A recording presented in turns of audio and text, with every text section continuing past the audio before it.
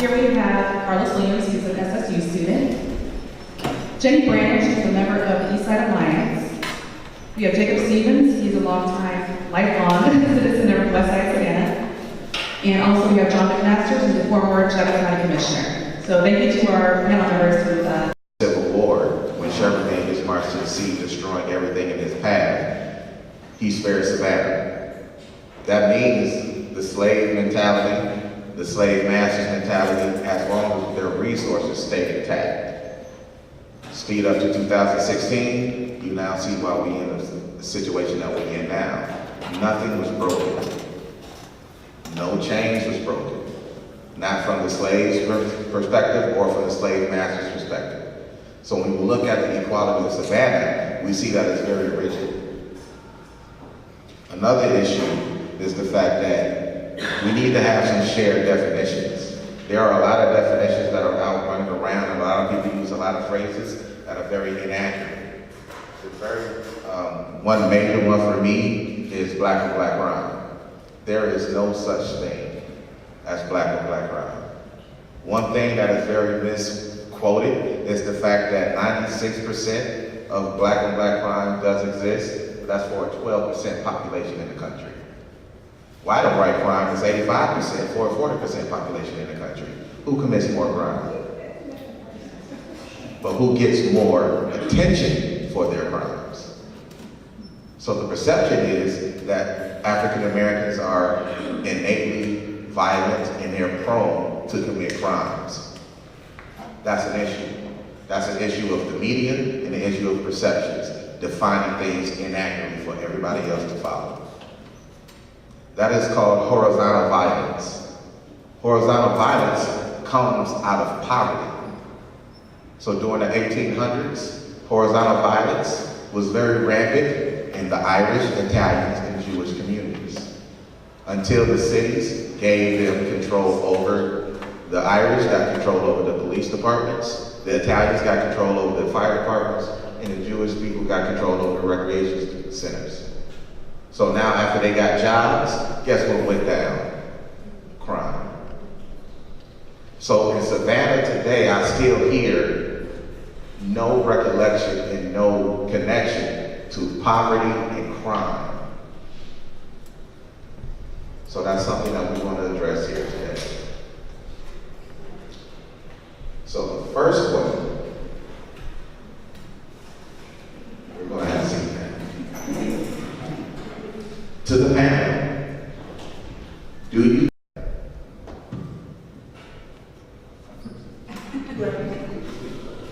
In my opinion, I don't think there's any type of equality in Savannah because when I say that, I have to look at it from an economic perspective.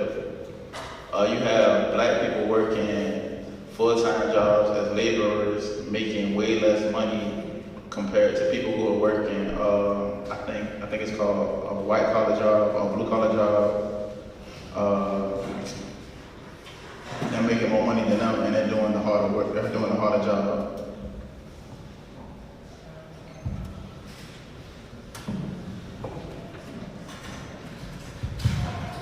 No, I don't believe that there's equality in Savannah on an economic basis.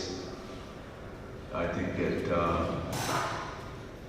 is the history and consequence of our history, and I wish I knew how to transcend it, but the short answer is no, I don't think there's economic equality in Savannah.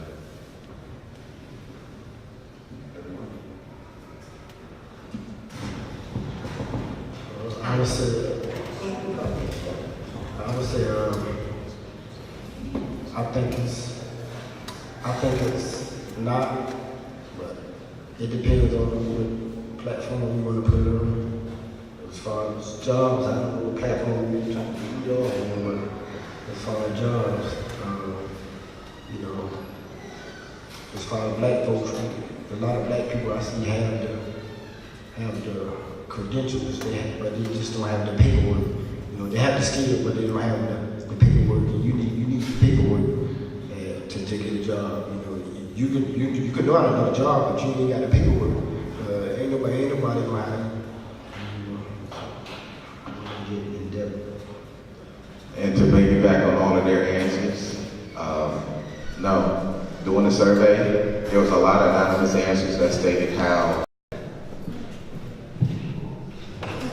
Yes. I would have to say the reason. I had to say the reason is because like the perception that black people carry as a whole, due to the stereotypes that the media portrays us. Like those media, I mean, those images are spread, are widespread all over the world because of television and radio, and I would have to say the movies and everything that's on the wide screen. In the cities that I have visited, and yes, there's still, it's still racial overtone, and I'm speaking of our sister city too. They went to the north or they went west and they found not a perfect situation, but an improved situation, and those brave people that picked up and left would communicate back to family members and friends and they shared their experiences, and that caused more people to migrate out and away from the South.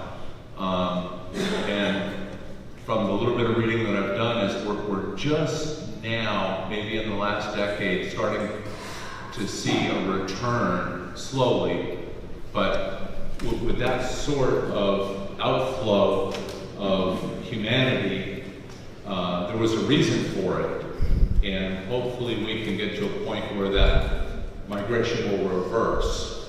So that's my comment on it. Urban areas. Then the second migration was the rural blacks. When they came up, they became the apprentices of those professional blacks. They got job skills and they was actually able to build those blacks. Now again, you have a migration of those professional blacks moving into the suburbs, leaving behind those rural, uneducated, unskilled blacks in the urban areas. And that skilled influx of rural blacks with no skills coming to those urban areas, you now have a massive influx of unskilled labor into the ghettos. And that's how you have the question of the North has allowed to get fair and equal balance. I don't think the history of white Americans and black Americans gets a fair balance because coming from a public school system in Savannah, we weren't taught that much black history outside of February, other than from the beginning of the slave trade all the way up to maybe the election of President Obama. Compared to white Americans, like their history and the history that we were taught, it goes as far as back as maybe the early 1100s or 1200s and what they were doing. Black history because we had not integrated until we got into almost high school, and we were not taught black history. So if, you know, we, just like you said, in February, we didn't even have it in February, so we didn't learn a lot about black history other than the blacks were the slaves and cotton. That was all we ever learned in high school growing up. Tag on to that too. All I learned was black history that, you know, came from slavery, you know, separated us, took us black men, the same thing going on now, incarceration, you know. That was a lot of, you know, I don't want to get off the subject, but that's what a lot of what's going on in the community now, because the home is a broken home, you know. But I say that for you know.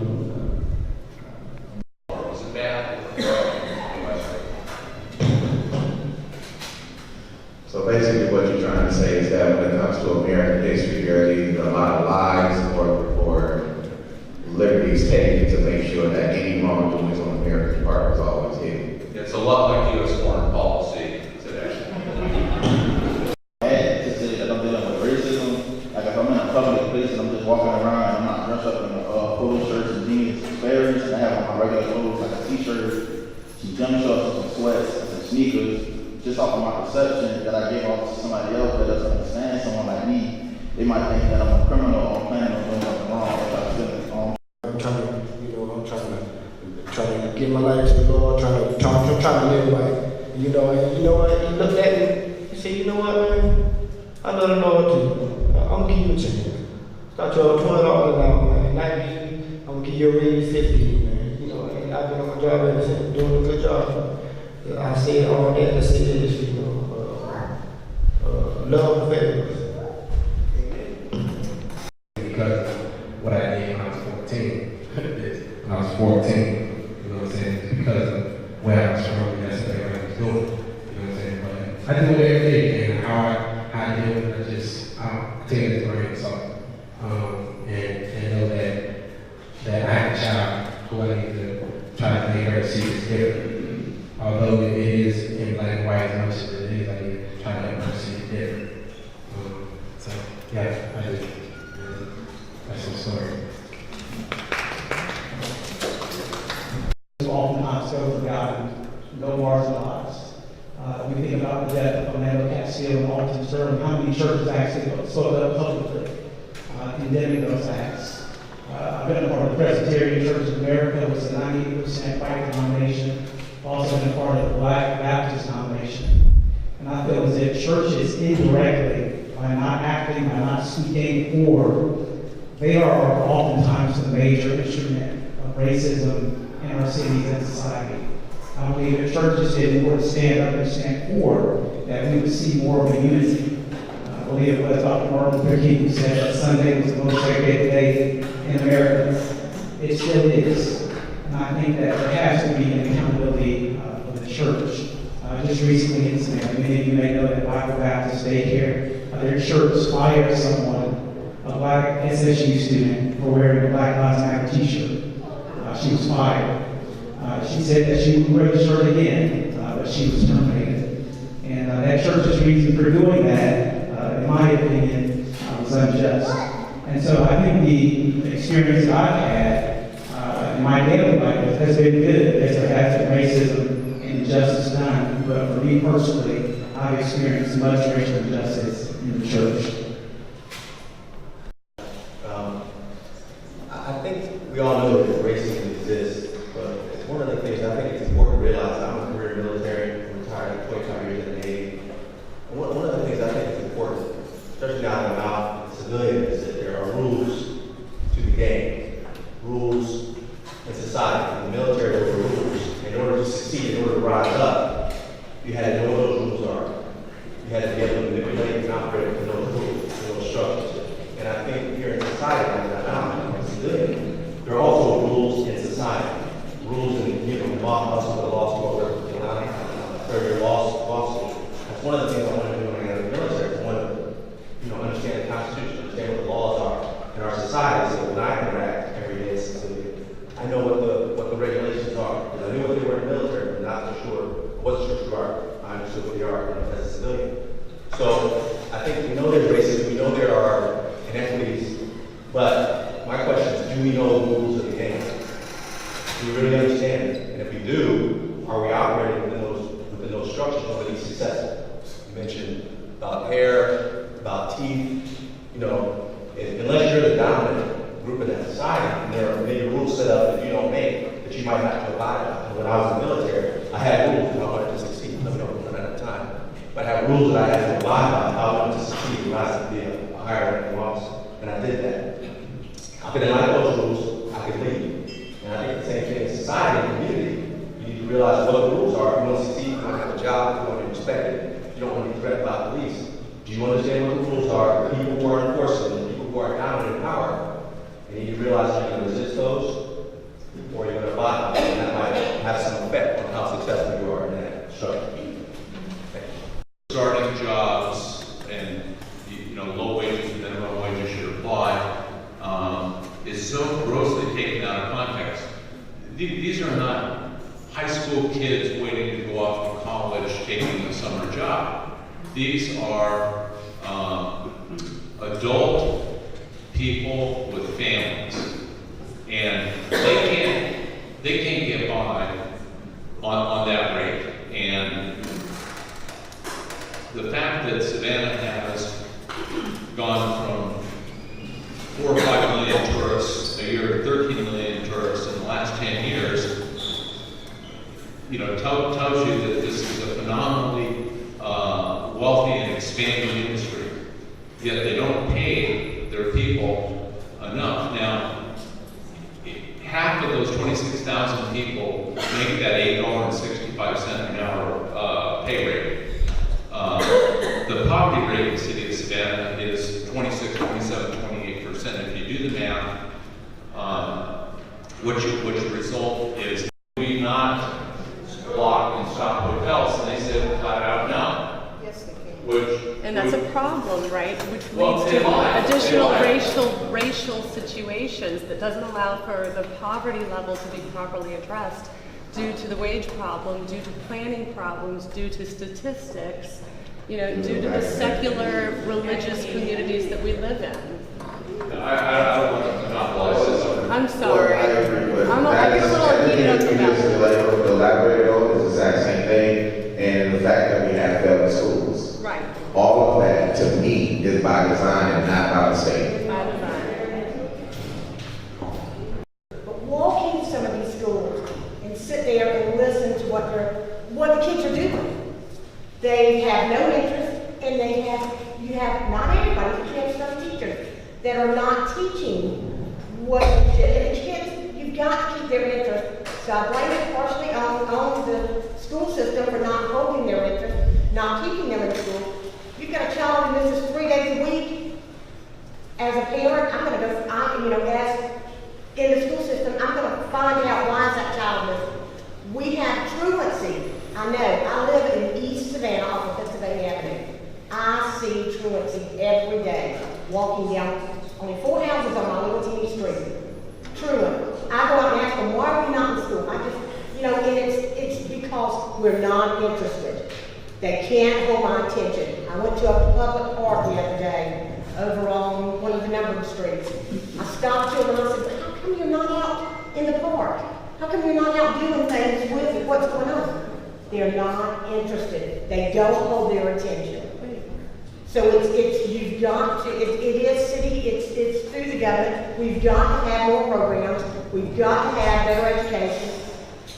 Higher wages. Personally, I don't think I can work for $8.65 now. I do not work. I am injured and not working. But $8.65, I couldn't raise my 3 kids on $8.65 an hour, honestly. And my kids never had the best of everything. But what I did make, we provided for them. The same goes, and it goes with the black families, the white families. We've got to do something more with education to all their interests, to get them into the college. We've got to even lower the college tuition. Nobody can afford to pay to go to school no more. I mean, it's outrageous. So yes, it has to do with our government. Perpetuating the problem. When you look at Savannah, Savannah is a secular community, and it's a very religious-based community. I'm from Savannah. I lived here for 18 years. I've left for about 20 plus years. Come back. Everything is about what church you belong in. It doesn't matter, at least in the white community, Baptist people stay together, Catholic people stay together, and different religions stay together. You can get judged on how you look, whether you've got more hair, whether you've got tattoos, and I think that a lot of, because this is a religious-based community, that the ministers and pastors, a lot of people are really missing an opportunity to step forward and help transform the communities, to open the dialogue, to speak about race, or you're supposed to be able to uplift the downtrodden in the community. They shouldn't be missing opportunities to talk about feeling equal and murdered. And you talk about academics, and you look at how is it segregated with the Islands High School, or what programs and opportunities are being offered, and all these things come back to planning, and whether it's a personal choice, a governmental choice, and I think it's both. You have to make a personal decision, and then you have to push for it too.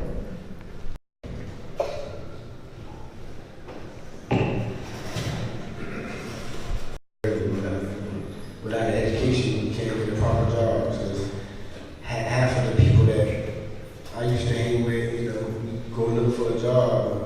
we go into temp services, you know, and we ain't gonna be there for about 2 weeks. We ain't gotta work for $8 an hour. That's the mentality. See, it's the mentality, you know, and then back in the cycle again. Man, I'm out the grind. Now you back grinding again. Now you take chances. Now you rob. You doing whatever to feed your family because you don't have the education and you can't get the proper job. Y'all want to know the mindset of what they out doing in the neighborhood? I'm telling you, because I'm just coming up out of them, you know, and so that's the mindset. You know, they feel like they ain't got no options, they ain't got no hope. Ain't nobody gonna give them a good job, and get what? Man, I work for 10, man. They give me 10, they at least give me 10 hours. You feel me? They don't want to give me 10. So man, forget it, y'all. Ain't nobody told no boxes. You know, and that be the mind frame. And so they go back to crime again. And back to violence again. And the violence around it, you know. Poverty corridor, which is an endangered culture that is actually recognized by the United Nations. Yet there's still no inference on Gullah Geechee culture in schools. Therefore, their identity is a question mark. So the question becomes, well, before I get to the question, a little bit more of Gullah Geechee history. It comes out of slavery. During slavery, they would mingle all of the different ethnic groups together so they could not communicate. They would even go as far as cut out the tongues of the mother so they could not teach the language to the children. So they could mingle together, form one culture, one language out of Gullah Geechee and form Gullah Geechee culture. So that's here. This is a survivalist culture. When you say red beans and rice, you're saying Gullah Geechee culture. You're saying African culture. Majority of your food that you consider Southern cuisine is African food. So the question becomes, who defines American culture? Yeah, only black people went down there for long. So nobody wanted that. Like, too many mosquitoes, too much marsh. Then we figured out how to use it. And now, you see it now. Pinpoint, that's getting overrun. They're forcing, because what they have with the families, a lot of the land that's called heirs land, I think it's called heirs property. But you got all these families that have like 50 acres, but there's no one single family on it. They just kind of mixing everybody in together. So it takes one person out of hundreds to sell. If somebody says, I want my piece, everybody has to sell, has to move it, and they build a hotel. So like, when you start saying like, what's happening to the culture, I mean, it's the same thing that's happening down in the Victoria district. They're moving everybody out. You know what I'm saying? East side right here. I remember about 5 years ago, I was riding my bike to a friend's house, and I saw a white Spanish student with an art bag with her, and I was just like, I can't believe I see a white person walking out here. And I mean, it's crazy. That's happening because this was all black. This was just third coast. You know what I'm saying? This was the hood. Like, you wouldn't even come out over here to see it. But like, what's happening to the culture is it's getting Washington is not a coincidence. It's not a coincidence at all. Because if somebody who doesn't know who they are, you can't expect them to get the right education because they're not learning anything about themselves. So then you can't expect them to get the right job. If you get the right job, you can't expect them to own their own. You see what I'm saying? So like it's very systematic. When people start saying the system, you gotta look at okay, who are the people that are local, black people local? What's their history? Well, I don't know what their history is. There you go, there's your answer. You had the areas moving out to Winter Forest. They ran everybody out and moved them out to Winter Forest. Right now, to the east side, Avondale was strictly white. And I see it happening every day. We happen to live in a diversified neighborhood. We have blacks and whites, and we're in Twickenham, whatever Pennsylvania. But I do see that happening, and it's going to continue to happen. I mean, if you see it, look at Anderson, Henry Street. Right. But I understand trust me, I've lived here all my life. My daddy trained the first Black Nine. I know the history of Savannah very well.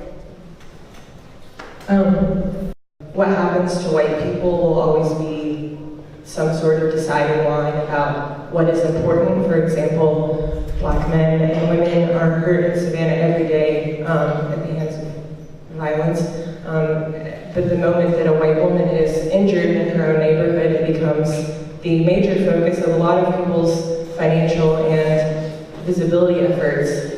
Meanwhile, crime continues and the tourism industry does nothing. So, unfortunately, all people of color. So had I not had the privilege to go to college and take that class, I probably would not have known. As far as the Abercrombie, the only reason I know anything about that is because my grandmother was from there and had stories from her mother about the Native American community that was there first, and then could pass those stories down to me. But the thing about culture, I think we all have to ask ourselves, what does it mean to be a Savannian? Because it's a very hard thing to pin down. Like, I've had people tell me that I don't act like I'm from Savannah, or I don't speak like I'm from Savannah. And at first I was just like, okay, whatever. But now I'm starting to think, well, what did you expect me to sound like? Or what did you expect me to act like or look like? So, as far as culture, I think our culture is naturally mixed. I did some research on African and Native American cultures and found that especially here in the Southeast, there was a lot of commingling and a lot of borrowing from each culture to form this blend. But I think it'd be interesting if we just stopped and asked ourselves, what did it mean to be Savannah? Do we have that Savannah culture? What is it now and what could it be? No idea what they don't know about Black culture. And on the other side, Black people, understandably, are very content with that because it's the only thing they have left to their personal comfort. And I think that's one of the places where understanding might really start, is if people start to understand. You don't know what you think you know. In this city, as I have tonight. So applaud yourselves for being here to listen to each other. Let's start with that. Second, when it comes to education, that's our fault. Every single one of us in this room are guilty of the poor educational system that we have here in Chatham County. Let me back up just a little bit. While there are issues all around this world, the only place I'm concerned about is the one I live in, Savannah, Georgia. So when I go to the polls and elect people to represent me and my children and my neighbors and my family in the city, I expect them to do the job they were hired to do. Unfortunately, they do not. Unfortunately, everyone in this room failed to exercise the right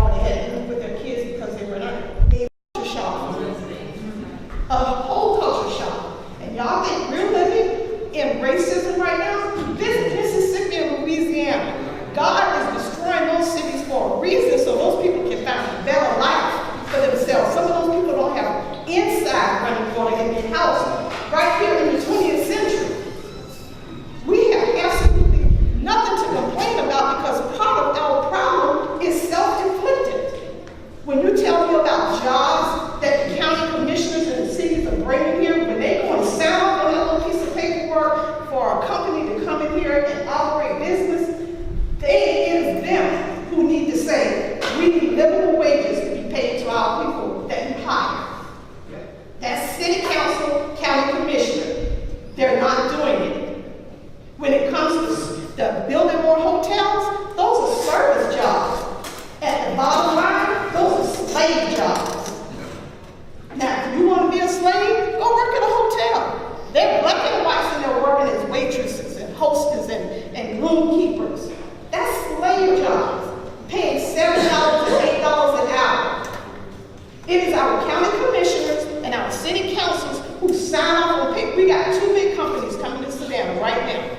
Guess what they're doing? They're bringing in their own people and they're going to hire us under the table and pay us maybe, if we're lucky, $10 an hour. But you know whose fault that is? Those people we elect on city council and county commission. So when we're not pleased and we're not happy, we need to come together and exercise our right, impeach their asses out of their seat, and re-elect somebody else. I mean, it's that simple. You look at this room, and it's a lot of us in here, and it's black and white. My God, I was so full, I thought I was in the wrong place. I've never seen anything like it before. It's beautiful. But if we're going to fight, we need to look at each other and say, okay, when we leave this room tonight, we're still going to stand together. We're still going to fight together. The conversation's always been. Exactly. You go to classrooms and you got education inside the classrooms. We blame the teachers. It's not the teachers. It's the administration that oversees them to teach our children. If you don't believe me, go look at the movie Ron Clark. That man got a state-of-the-art school in Atlanta, Georgia, where he teach all black kids. Came out of a rural Oklahoma area. Ask me why our teachers and our administration are still teaching the same way from 1970 when these kids need to be learning the 20th century way.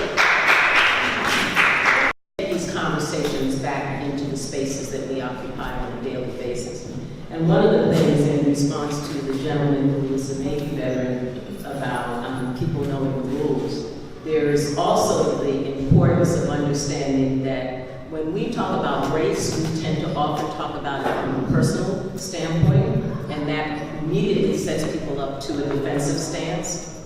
What we are dealing with, what this woman just talked about, what others talked about with education and housing and jobs, it's structuralized racism. We have to understand the structures that are in place that maintain the racism that we're talking about. And is felt through the lived realities of people, predominantly in this community, people of color. So I think when we can have conversations where we acknowledge, we talk about, we identify what structural racism looks like, and that has been in place for centuries in this country, not just in this city. And we explore that from both a local perspective, a regional perspective, and a national perspective. Then people can accept and deal with how that impacts this gentleman's life, okay, and his ability to find a job, even though he's trying to make a change in his life. Structural racism is what we really need to get to, and it takes time, and what it first has to be a separation, or at least an understanding that personally people experience racism, and personally people benefit from white privilege. And when a white gentleman could go and get a job that may look different than this gentleman up here, may have the very same background without anybody even asking both of them their backgrounds, and he at least gets a piece of paper for an application, right? Those are the kinds of things that create white privilege, okay? And implicit bias. But we have to understand the structural roots of racism. Give up. And, I'm not gonna give up. I ain't gonna let that deter me.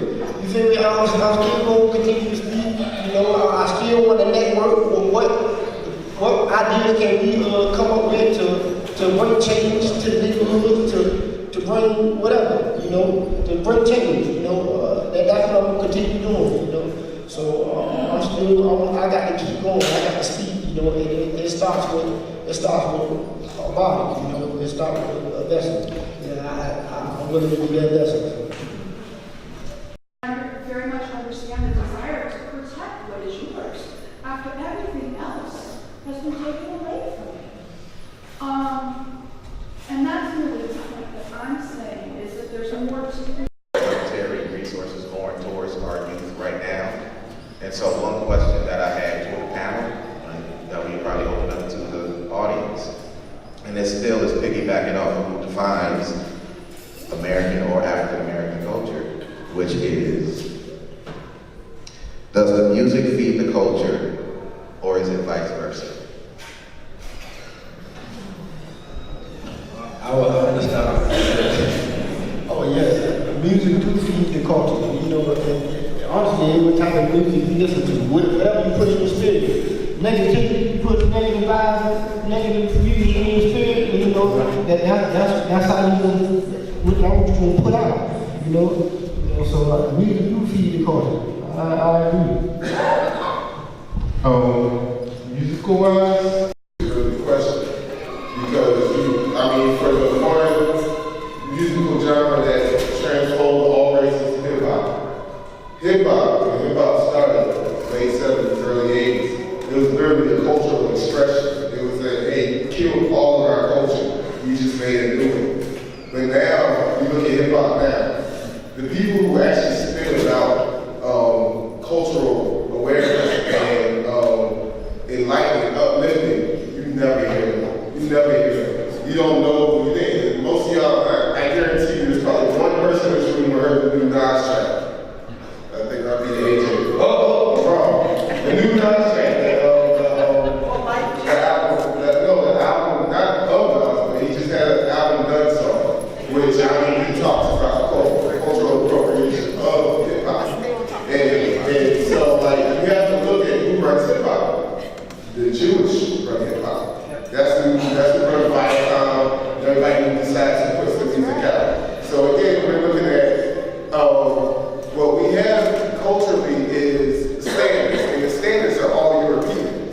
Just like he had to cut his hair to get a job. The brother was talking about you would look at him and not think. But if you had an African standard, or at least looked at Africans as Africans, you would say, oh, well, his dreadlocks, he lets his locks go, and he doesn't get a twist all the time. Maybe he is really about what he's growing his dreads for.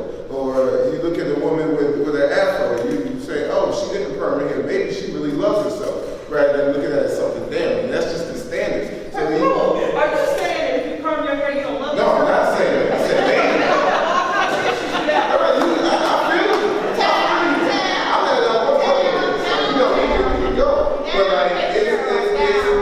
I said maybe she loves herself. Maybe she does. Because if you look at it from a standard, because people look at people with untamed hair as thuggish, as wild, as untamable. But people wouldn't look at me and say that, oh, he sits down with colonels and generals and decides the healthcare for power and troops. Oh, they would. But listen, that's real. It depends on what you're trying to do for a living. We are the only people that decide we want to express ourselves at work. Get your job and express yourself when you go home. If you Japanese, you don't wear a kimono to work. They put on a blue suit. But that's what I'm talking about. European domination. That's what I'm talking about. I don't wear suits to work. I wear shikis and I wear bolas and I go all the way cultural. So you can't sit up here and tell me that it can't be done. I sit down with colonels and generals and decide healthcare for power and troops. You see what I'm saying? That is corporate America. I work for a corporate company.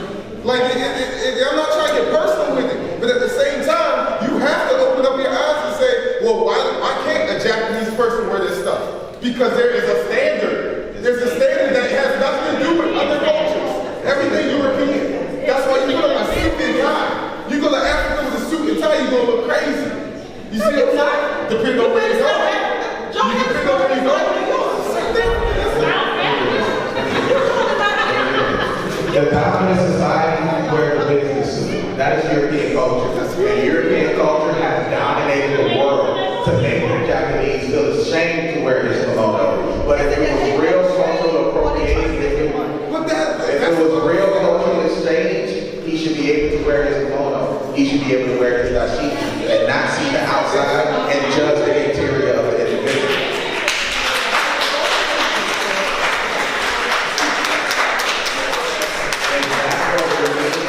By saying who defines the culture. We don't define culture. We have to go behind closed doors, like you just said, wear your culture at home. So we got to wear our culture behind closed doors when everybody else can steal our culture and wear it freely. Set the standard for fashion year after year. and we're demonized for it. That's what I'm saying about cultural appropriation.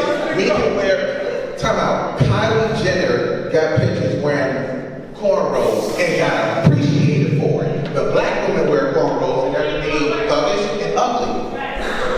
So that is not the case. Young sister back here, how many compliments do you get on your hair and how much negativity do you get from your hair? I get a lot of negativity. A lot of people think it's untamed, unprofessional. I recently just went for an interview and the lady said you would have to like stretch your hair out. And I said, 14 is like 3,000. This is my hair, it's not much expressive.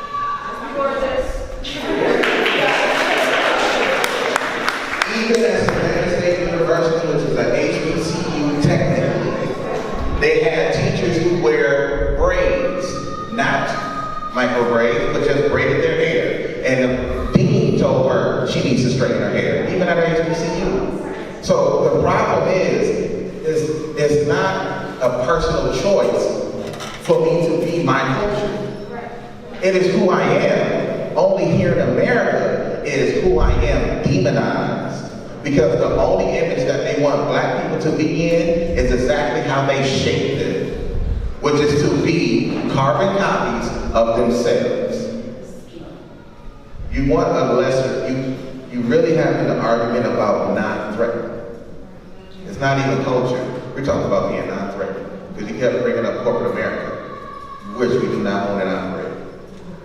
So the issue becomes, when do we get to be ourselves? When we own our own business. Which is why the answer to the economic disparity is own your own business, so that you can shape your lives how you see fit and not constantly have to be crimped and curled for somebody else's enjoyment. I graduated with 3.25 and was told that I couldn't go into our business program because I wanted up my hair.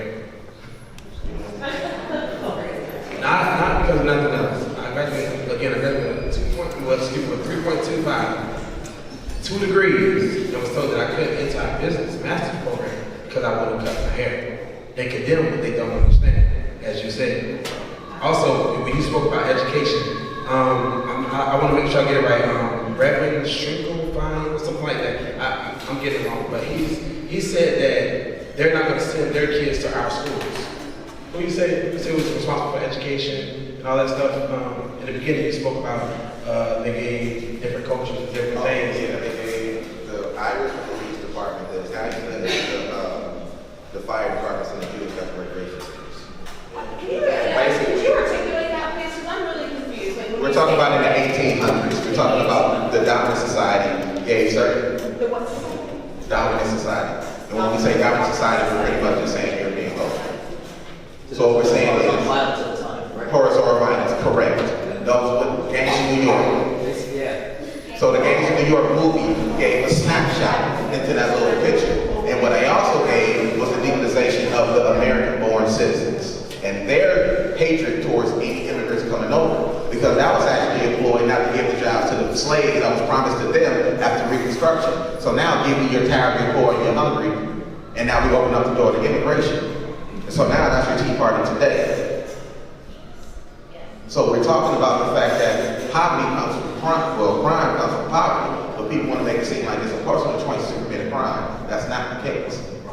And we also wanted to I also want to make a point that there are two demographics that historically have been kept apart: white women and black males.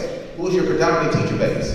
White females. So who's constantly misappropriated and misrepresented in special education? Black males. Because they're misunderstood, they're either hypersexualized or hyper-aggressive because they don't understand the culture. We might play the dozens and have fun. They think we're about to have a fight. We get suspended. An opportunity school district that they're trying to pass right now is going to hurt the black community the most.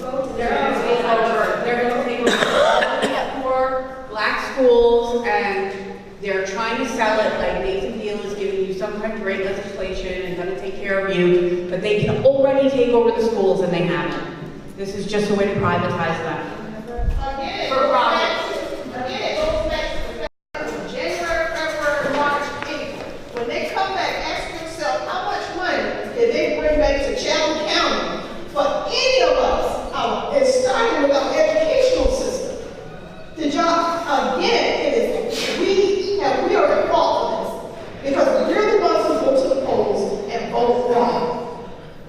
Because we don't choose to get on the phone and say, hey, if I call, if you tell me you're gonna run for office tomorrow, this is what I'm gonna do.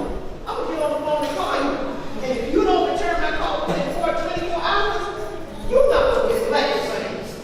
And my word of mouth is gonna spread all around the city to let people know that if you can't be accountable to me when you're not answering your phone as a non-representative, what are you gonna do when you become a representative?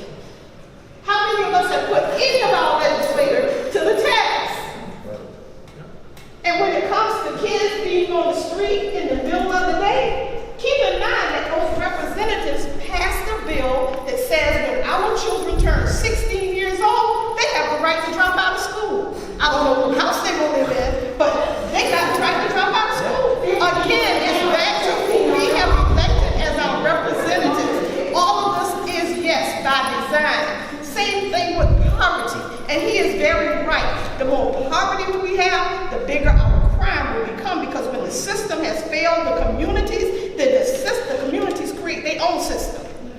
That's the bottom line. So at the end of the day, until we get up and make our voices be heard at the polls, every time we go vote, every time we go to a forum, I'm telling you, every time we go and have a forum for public officials, guess how many people sitting in the room? Barely 10.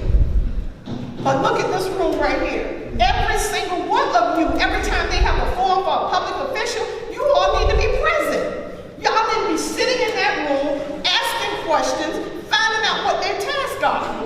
You got 3 representatives in the city that goes to Atlanta every single year for the past 3 decades. They have brought nothing to Savannah. Not one dime. But they go into the NFL games, they go into the NBA games on our dollar, our expense. But when you go to Atlanta, those representatives are bringing things back to their communities. They're putting money into the educational system. If you don't believe me, take a trip to Atlanta and visit any school and classroom, and you will see a difference in their educational system and the one we have here in St. Charles County. Everybody say Georgia, but no. It's about the counties that they represent. I voted for you.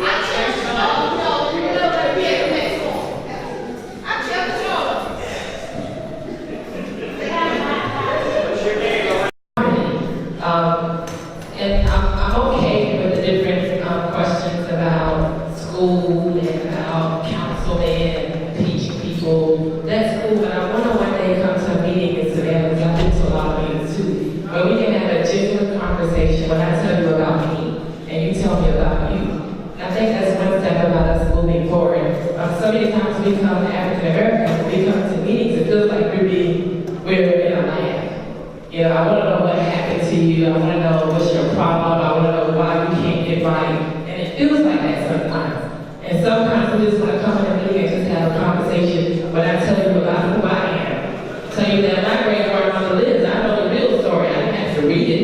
You know, and you be able to tell me what you think. And I think that's one way of how we can change things with our cultures. As far as crime and poverty, nobody wants to do the things they're doing. I mean, really, just think about it. People that kill people they love is not criminal, that's crazy. You know, so I think there's a lot of things that we have to talk about moving forward. I'm glad I came. I'm glad it's a big congregation in here. And yeah, I like it. So have a good night.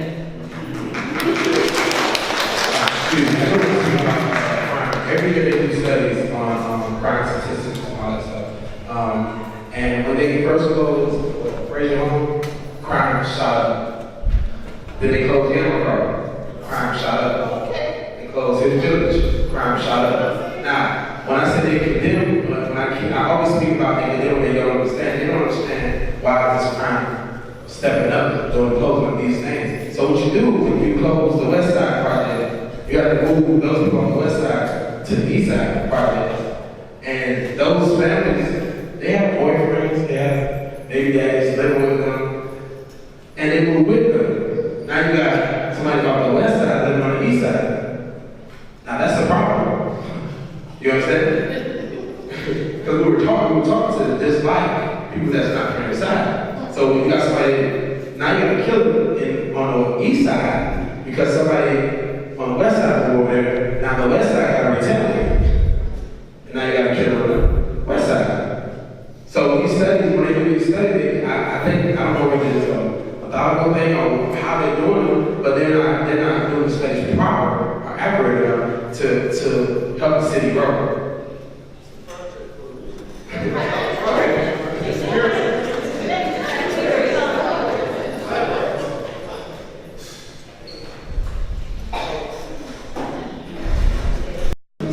It's just the fact that it will take a community in order to activate those solutions.